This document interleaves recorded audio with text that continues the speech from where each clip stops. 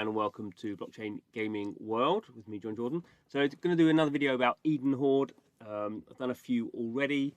I just quite like it as a project. It's no sort of a big complicated blockchain game like a lot of them are.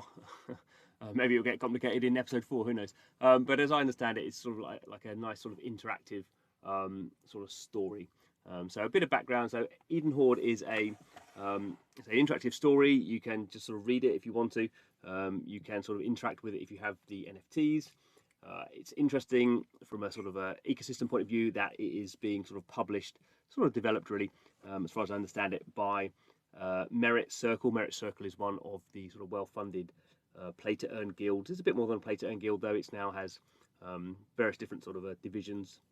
So it has the sort of guild bit of it. It has the investment arm. It has sort of an incubator, and it has the sort of game development or game publishing sort of division as well, which is where Edenhorde has come from. It's the first game they've done. So as you can see here, there are some episodes. This is the 3rd episode. It's all about story and it's sort of introducing this world. These are the characters. So you can see these are what the NFTs look like. We'll have a look at the on them on OpenSea in a minute. But there's different sort of races. So there's this sort of human race. There's this robot race, a plant race, and a lizard race. And as I say, if you can just read the story normally, obviously, it's a web story with some music.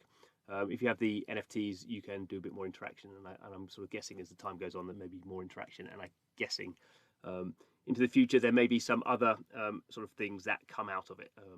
But that's not been spoken about. It's going to be, I think, eight chapters in total at the moment. So the first one is there's these guys who are sort of divers, and they dive down and they collect this weird object. So it's all based around sort of objects, and they're trying to work out what the object is at the moment. When we're into episode 3. Actually, before we do that, we'll have a quick look at the. So these are the NFTs. So you know, not super expensive, not super cheap either. 0.5 ETH is the floor price. So what's that going to be these days? Getting on for sort of $1,600. And you also have these collectibles that have started appearing. So these are sort of resulting from the interactive story. So these ones were, some of these were from chapter 1, I guess.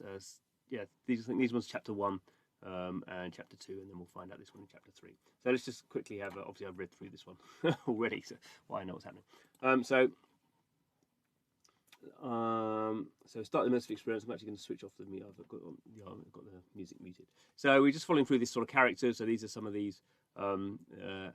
Alfred is the main sort of character we're following, and there's all these different. These are different sort of. These are the races. So that's what's going on there. I'm not going to go through it all. But what's interesting here is, so at the bottom or in the middle of this, we have this sort of option here. Again, very sort of simple. Now my wallet should be connected here, and it's not. So let's go ahead. It should be. That's interesting. Yeah. So I have one of these heavy ornate sundials.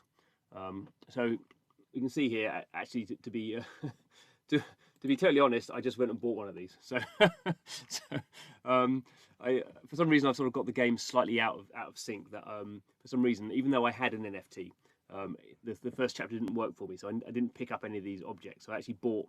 I've got one of these objects which I bought, and now I bought one of these objects just to do this video actually, which is not the way you normally do it, because you can see the price of these ones is actually now more. Well, the price of these two is sort of the same, but I'm going to pay a gas fee.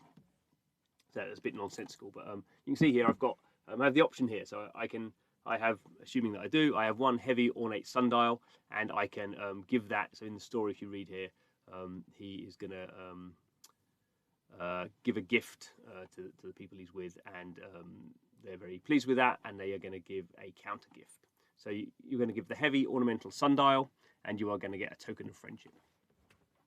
So obviously, if I do that, I need to go through, let's say, a transaction on the Ethereum blockchain, which obviously is going to cost a whole bunch of gas, probably getting on for $50 of gas, I would think.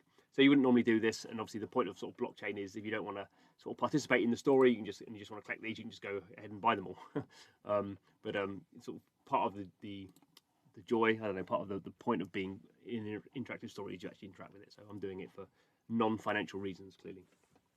So let's just go through this. Okay, if we can do the swap. So actually 12 $12 gas fee. Okay, so it looks like that has swapped. So yeah, so I don't have that one anymore.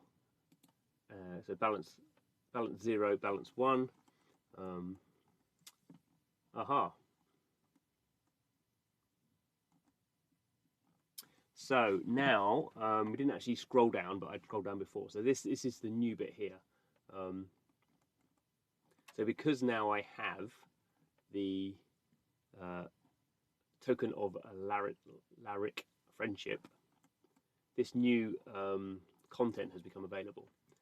So maybe that's where I went wrong actually on the first episode, because I didn't have that stuff. Anyway, so if well, I guess anyone now can use this QR code, I suppose. It's not supposed to be super secret, but here's the description of the Lyric tokens of friendship by the chief archivist. So description of this token shows the owner to be a true friend. Blah blah blah. So this doesn't actually. I mean, this just gives me a little bit more information. It looks like. Obviously, this may become important later on. It says the production of such a token acts as a shibboleth and ensures that aid will be rendered to its character. So maybe in a future chapter of the story, this is what I'd imagine if I was telling the story, that you imagine it's a very simple sort of branching interactive story, I suppose. That depending on what NFTs you own, there'll be different options will become available, or story will take different routes. So maybe if I didn't have this, I wouldn't be helped by these the Lyrics, but now I do. I will get help, and that will sort of lead me to a different endpoint. That's what I'm guessing. I think if I go here, it should show right. Yes, so this is what I've got in my inventory. So this is, yeah, basically a jug and this token of friendship. As I say, if you really want to be a completist, I don't know how the designers work around this. I could also just go along and I could go and just buy them all if I wanted. Then that would break the story, because obviously the point of the story. Well, you shouldn't. I guess formally, from a story point of view, you shouldn't have both of these, because if you have one of these, you've potentially swapped it for this one, or you haven't, in which case you have that. But I don't know. It's blockchain, so I assume there is. It's blockchain, so I assume people have thought about if you had all of them. maybe you'll be seen as a completist, and you'll get some extra special endpoint there. Anyway, so I think this is as I say, I just sort of like the lightness of touch of Edenhorde. Whether it will become a more sort of complete game afterwards, I guess, depends a little bit on the popularity.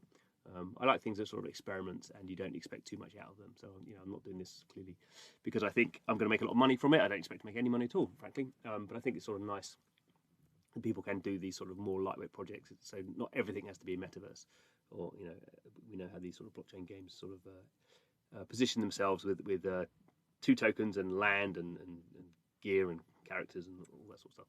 That's fine. There'll be some interesting games for using that sort of full-on blockchain stuff, but that doesn't have to be everything. So good to see, I guess, a bit more of the sort of indie touch, I suppose, if we can put it that way, an auteur blockchain game.